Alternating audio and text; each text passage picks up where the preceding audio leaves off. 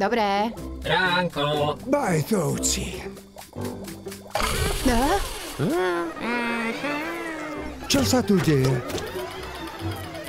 Otázka je, či sa to deje náhodne, alebo majú tieto javy kauzálnu príčinu. Kávu mám v papučiach, nie som dosť zobudený na teórie.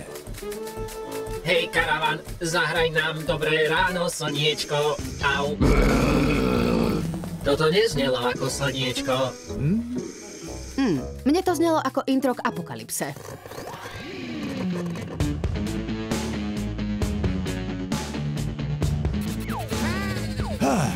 Toto je čo, vzbúra karavanu?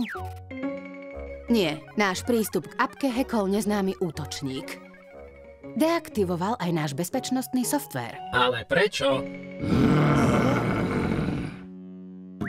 Ak do 24 hodín neprevediete 1 milión v kryptomene na účet, ktorý vám zadá stolová lampa, všetky vaše tajomstvá budú vyzradené.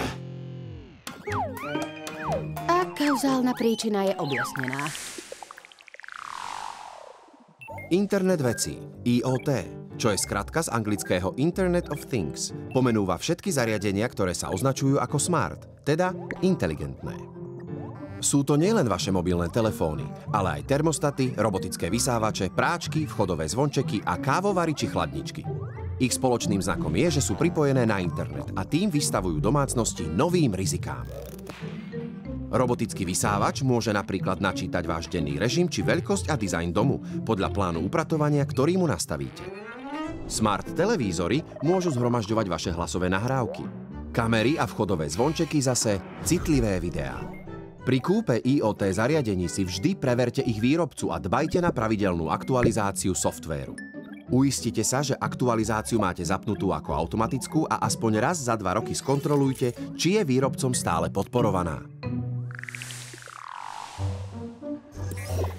Na čo nám bol smart karavan? Na čo teraz nás prechytračil? Hlásenia o probléme sú neodoslateľné. Možno sa jej páči? Váš čas sa kráti. Čo o nás vlastne môže taký karavan vyzradiť? Osobné údaje, osobné návyky, pracovné údaje, pracovné návyky, heslá, prístupové údaje. Nás nedostanete a z môjho vrecka ani euro, ani krypto. Útočník nám hackol router.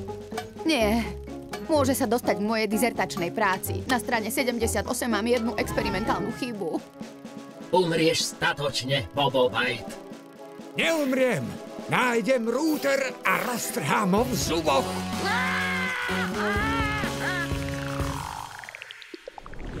Okrem samotných IoT zariadení upriamte vždy pozornosť aj na svoj Wi-Fi router. Práve on predstavuje prvú líniu obrany medzi vašimi zariadeniami a internetom. Routerové heslá, ktoré dostanete od výrobcu, bývajú často verejne známe. Hneď po nainštalovaní vášho Wi-Fi routera je potrebné jeho heslo zmeniť na silné a jedinečné. Zabudovaný operačný systém routera musí byť tiež pravidelne aktualizovaný, či už manuálne, alebo automaticky. Znížite tak pravdepodobnosť, že sa útočníci pripoja na vašu Wi-Fi a budú mať prístup k celému vášmu rodinnému životu.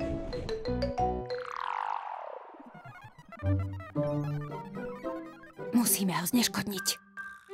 Kladivo alebo skrutkovač? Neboli sme ešte ráno pacifisti?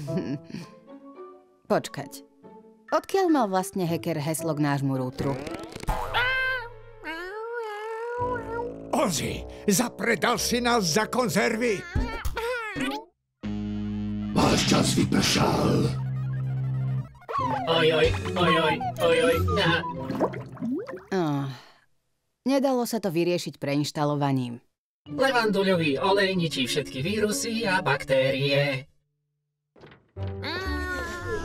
Tiež ho naložíme do nálevu? Nie, veľkodušne mu odpustíme. Ale kto to všetko uprace? Haló? Je tu niekto? Haló?